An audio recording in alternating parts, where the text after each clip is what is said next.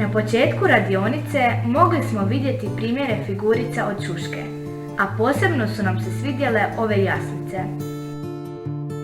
Gospodin Čavčić iz Muzeja Brodskog Posavlja objasnio nam je sve faze u izradi anđela.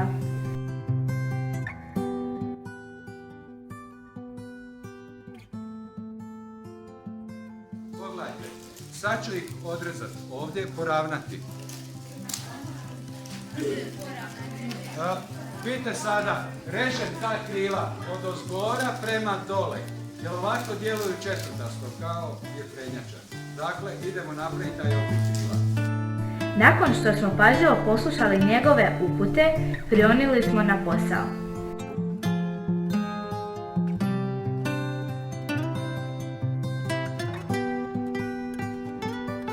Na kraju smo bili zadovoljni i ponosni svojim uradcima.